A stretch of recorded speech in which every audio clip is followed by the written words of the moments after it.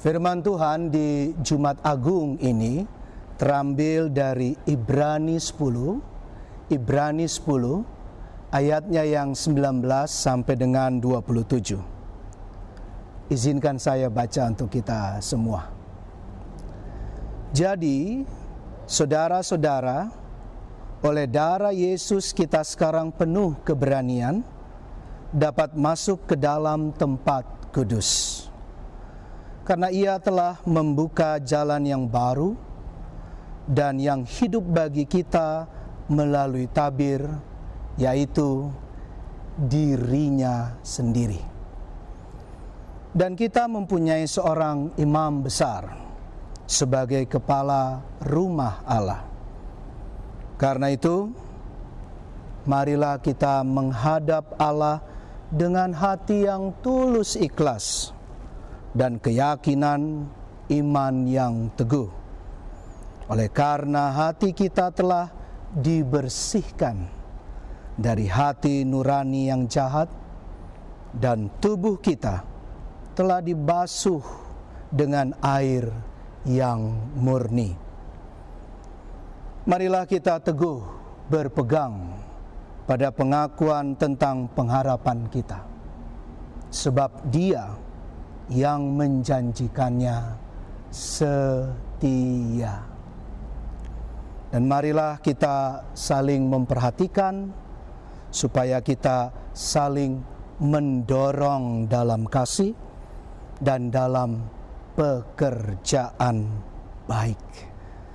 Janganlah kita menjauhkan diri dari pertemuan-pertemuan ibadah kita, seperti dibiasakan oleh beberapa orang. Tetapi, marilah kita saling menasehati dan semakin giat melakukannya menjelang hari Tuhan yang mendekat. Sebab jika kita sengaja berbuat dosa sesudah memperoleh pengetahuan tentang kebenaran, maka tidak ada lagi korban untuk menghapus dosa itu. Ayat terakhir 27. Tetapi yang ada ialah kematian yang mengerikan, akan penghakiman dan api yang dahsyat yang akan menghanguskan semua orang durhaka. Sampai sedemikian jauh firman Tuhan. Yang berbahagia adalah mereka yang sungguh mau baca, dengar, dan refleksikan sabda Tuhan. Dan yang lebih penting tentu, melakukannya dengan nyata. Hosiana. Apa kabar semua umat jemaat yang kekasih dalam Tuhan Yesus Kristus? Di hari Jumat Agung kita kembali bertemu di dunia maya ini. Pesan penting dari bacaan firman Tuhan dan tema kita saat ini adalah bahwa karena pengorbanan Tuhan Yesus Kristus di kayu salib, kita semua menjadi anggota tubuh Kristus dan persekutuan roh.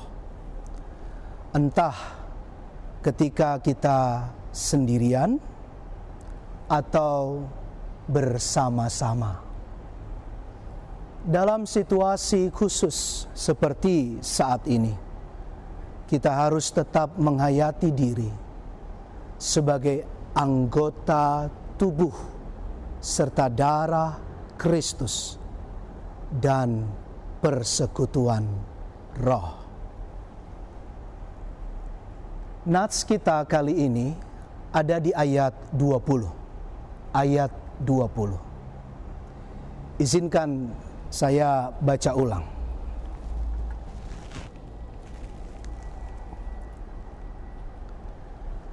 Karena Ia telah membuka jalan yang baru dan hidup bagi kita melalui tabir, yaitu dirinya sendiri.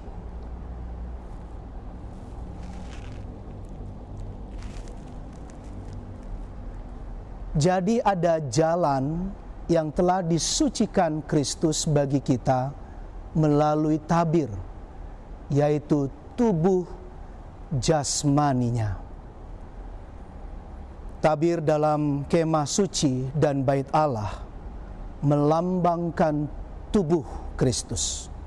Konteksnya adalah ketika ia mati, tabir bait suci terbelah menjadi dua. Ini terjadi pada waktu petang saat Tuhan Yesus Kristus mati berkorban di kayu salib dan membuat orang dapat melihat secara mengejutkan ke dalam tempat Maha Kudus yang tidak pernah mereka lihat sebelumnya. Jalan kita ke sorga adalah melalui juru selamat yang disalibkan. Kematian Tuhan Yesus Kristus bagi kita adalah jalan baru menghadap Allah, yakni jalan kehidupan. Lalu mungkin ada pertanyaan, ini kan Jumat Agung, bagaimana dengan sakramen perjamuan kudus? Persekutuan Gereja-Gereja di Indonesia atau PGI baru saja mengeluarkan pesan Paskah tahun 2020. Di dalamnya ada 3 alternatif yang bisa diambil oleh tiap gereja di keadaan pandemi sekarang tentang pelayanan sakramen perjamuan kudus. Yang pertama, menunda pelaksanaan perjamuan kudus. Yang kedua, melaksanakan perjamuan kudus di rumah-rumah. Dan yang ketiga, perjamuan kudus secara spiritual communion. Nah, dari ketiga pilihan tersebut, Majelis Gereja Kristen Jawa Nehemia, GKJ Nehemia, memilih sepakat dengan PGI untuk menunda. Namun, kita atau kami menggunakan istilah melewatkan pelaksanaan perjamuan kudus di hari Jumat Agung tahun 2020 ini. Dilewatkan karena kondisi pandemi yang ada. Dari pesan Paskah PGI tadi, ada beberapa prinsip yang kita kutip dan bisa menjadi pegangan kita. Yang pertama, perjamuan kudus merupakan sakramen penting di dalam iman Kristen. Sakramen ini mengingatkan kita pada perjamuan terakhir yang dilakukan Yesus Kristus dan para murid. Pengenangan yang dimaksud adalah tindakan anamnesis. Anamnesis adalah mengingat yang menghadirkan kembali, bukan hanya mengingat masa lampau. Gereja percaya bahwa kematian dan kebangkitan Yesus Kristus Tuhan kita, meskipun terjadi di masa lalu, masih berdaya guna untuk menyelamatkan manusia dan seluruh ciptaan. pada masa kini, bahkan hingga masa yang akan datang, sampai Tuhan datang kembali dalam kemuliaannya. Dalam perjamuan kudus, gereja juga percaya bahwa Yesus Kristus sendiri hadir, menyatakan dirinya sebagai sang sumber kehidupan dalam simbol makanan dan minuman. Roti dan anggur diberikannya kepada mereka masing-masing dengan menegaskan, inilah tubuhku dan inilah darahku. Jemaat bisa membuka Markus 14 ayat 22 dan 24, juga Matius 26 ayat 26 dan 28. Terlepas dari pemahaman yang lebih khusus dari setiap gereja anggota, iman Kristen secara dasariah meyakini bahwa sakramen perjamuan kudus pada dirinya tidak memberikan keselamatan, namun menunjuk pada keselamatan yang dianugerahkan oleh Allah melalui Yesus Kristus yang mati dan bangkit, yang kita terima melalui iman percaya kita. Yang kedua, perjamuan kudus merupakan sarana penyataan kasih anugerah Allah kepada umatnya, sekaligus penyataan rasa syukur umat kepada Allah. Meskipun ada banyak kesulitan dan kesengsaraan di dunia, kita bersyukur bahwa Allah akan anugerah kehidupan yang diberikan. Kita berterima kasih kepada Allah yang telah menjadi manusia dalam Yesus Kristus untuk menyelamatkan ciptaannya. Kita pun bersyukur atas kehadiran Allah dalam Roh Kudus yang terus-menerus membarui kehidupan di dunia ini. Yang ketiga, ada firman, karena roti adalah satu, maka kita sekalipun banyak adalah satu tubuh. Karena kita semua mendapat bagian dalam roti yang satu itu. 1 Korintus 10 ayat 17.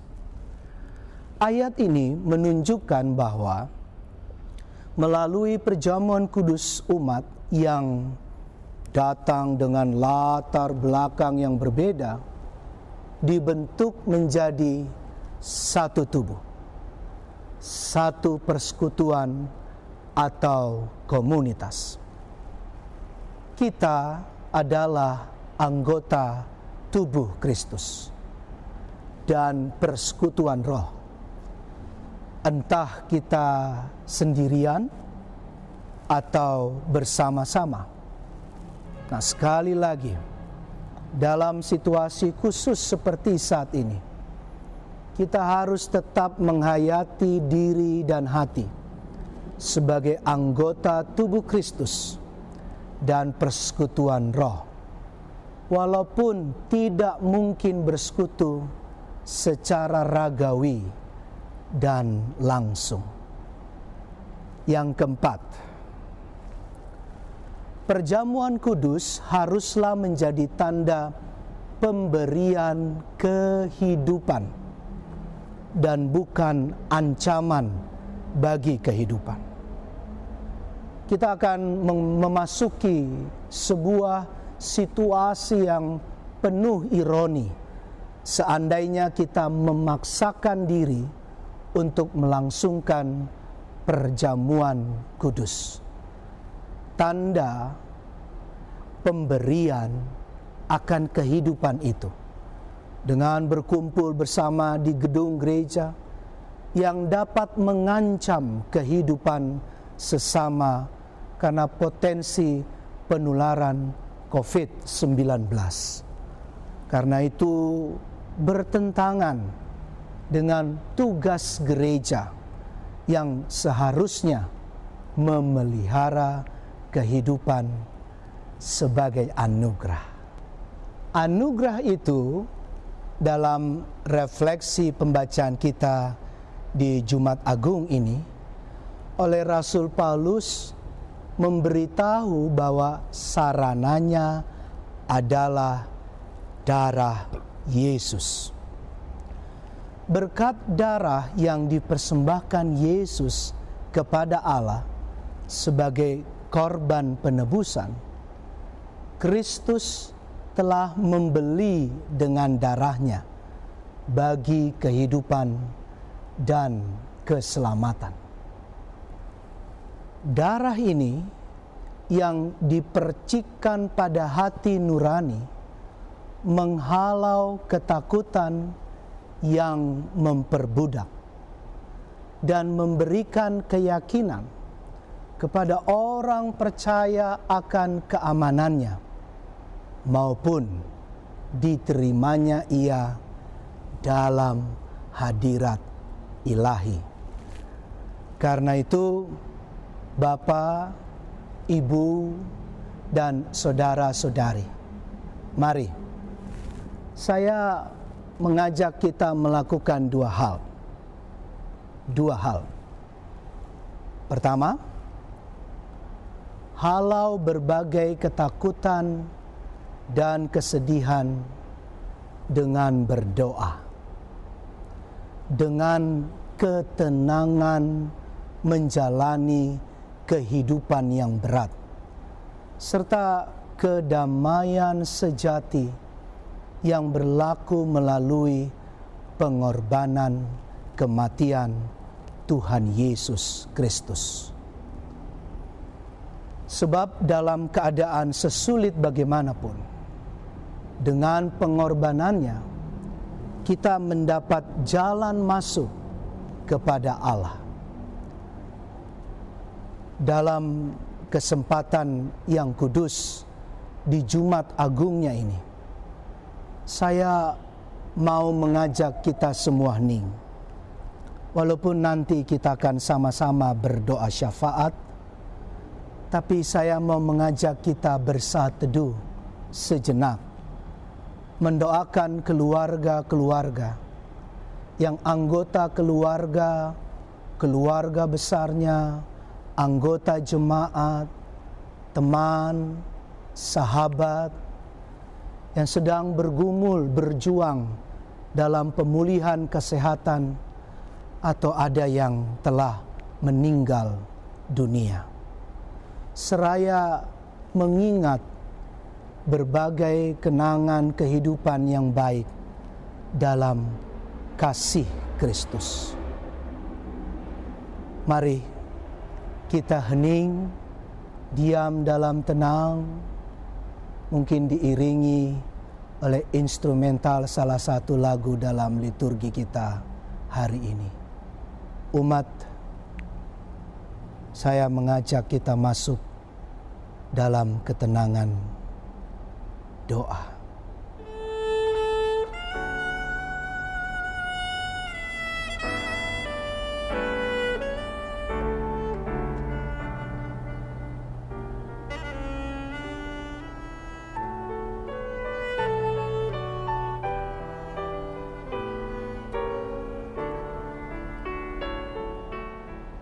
Amin. Mari kita saling mendoakan, setia saling mengasihi, dan saling berbagi ketenangan, kedamaian dalam pengorbanan tubuh dan darah Tuhan Yesus Kristus. Yang kedua, yang terakhir, ada jalan baru.